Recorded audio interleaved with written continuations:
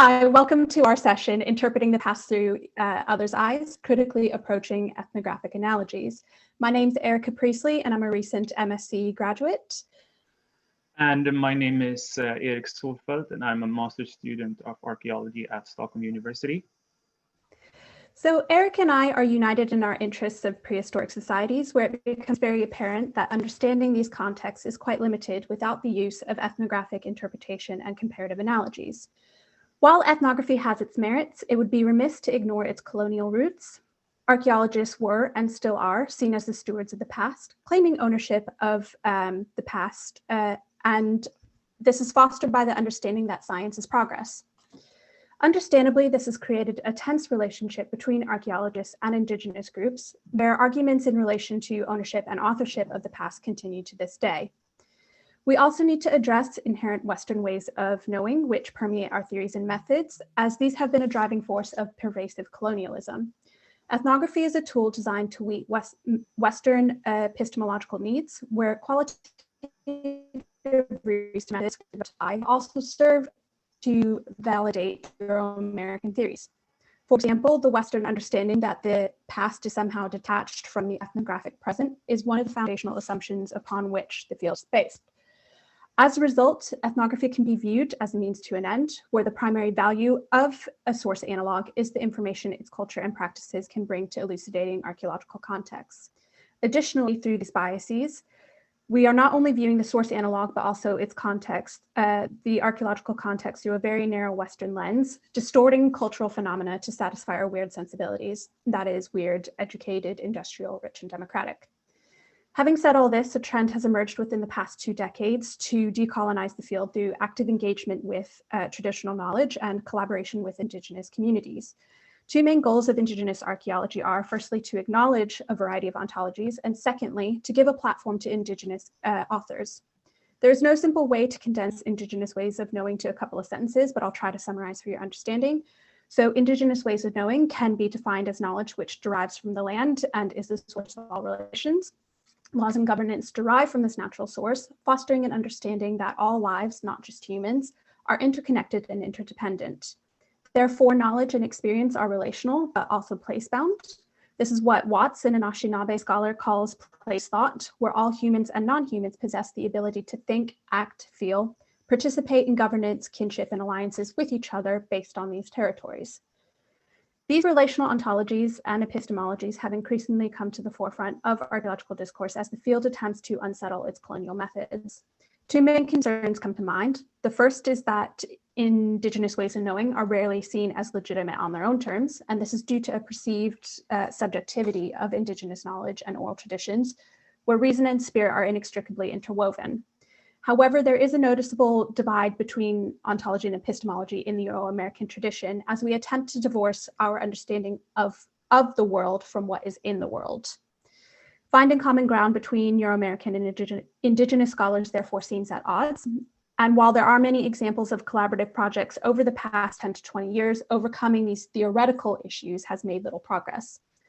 The second concern is of authenticity and a lack of diversity. This is particularly apparent with regards to our own session, in which the so-called ontological turn has been critiqued by indigenous scholars such as Zoe Todd, who's a Métis anthropologist, as white academics once more discovering things that indigenous scholars always knew, despite having limited engagement with indigenous knowledge or authors.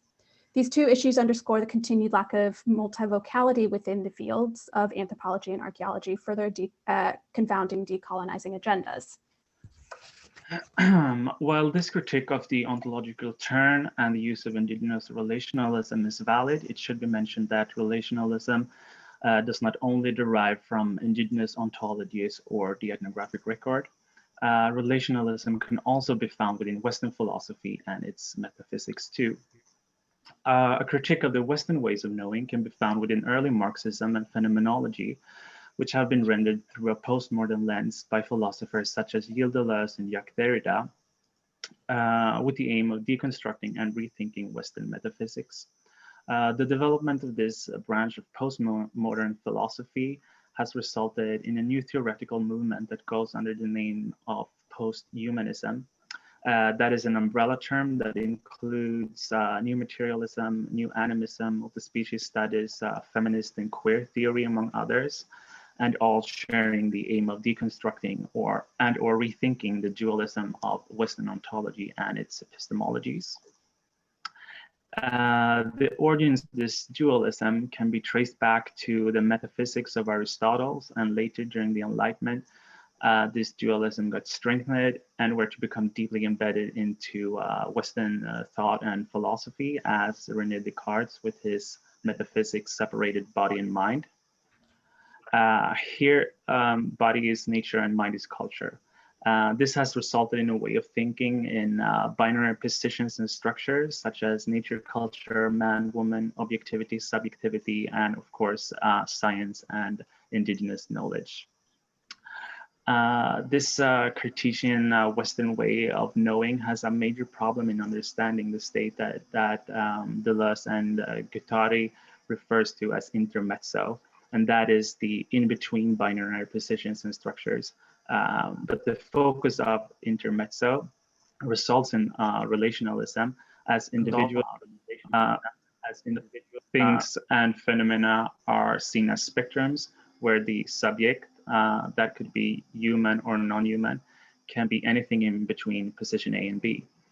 And this perspective is shared by all theories included in the umbrella term of post-humanism. This relational thinking is part of the ontological turn, which rather should go under the name of ontological turns. According to Danish anthropologist Martin Holbrod and Morten Axel Pedersen, the ontological turn is to acknowledge different realities or worldviews than your own. It is to step out of your own ontology and to see ontology as plural. That is ontologies instead of ontology. But this works in two different ways. Either one acknowledge many realities or ontologies.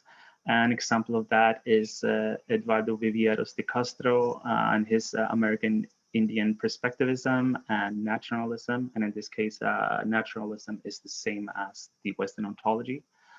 The other way is to reject Western ontology and to acknowledge that reality is actually relational, whether it's perceived by a secular Westerner or an animist. Both kinds of ontological terms use ethnography when studying metaphysics, but in two different ways. One way is to make theories based on the ethnographic material, and the other way is to turn to the ethnographic material for analogies in turn to argue for a relational reality. The first way can be considered a colonialism of thought in terms of what Zoe Todd argues, which Erika mentioned. The other way is to acknowledge a relational reality based on both Western philosophy and indigenous knowledge. And here, the situated knowledge and the non-situated knowledge is of equal importance. So we must ask ourselves, can this relationalism or the post-human theoretical movement offer a way out of this hegemonic relationship between Western ontology and indigenous knowledge, or any other non-Western science?